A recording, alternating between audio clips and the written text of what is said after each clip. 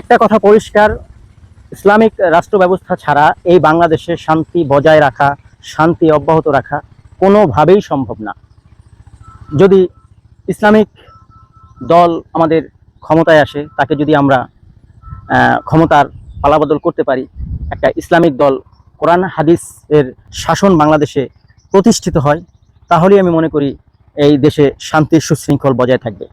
এছাড়া যে সংগঠনগুলো আছে দেশকে ভালোবাসে, দেশের মানুষকে ভালোবাসে, শতকরা 5 জন লোক দেখাইতে পারবেন না যে দেশের মানুষকে ভালোবাসতেছে। হত দরিদ্র মানুষের জন্য সে অনেক কিছু করবে, মানুষের জীবন জীবিকা নির্বাহের জন্য ওনার পক্ষ থেকে যা করণীয়, ওনার যতটুকু পাওয়ার আছে করতে পারবে। শতকরা 1 জন লোক মনে হয় বাংলাদেশে দেখাইতে পারবে। প্রত্যেকটা লোক রাজনীতি করুক, যাই কিছু করুক, নিজের স্বার্থের জন্য, নিজের স্বার্থ ছাড়া বিকল্প কিছু নাই।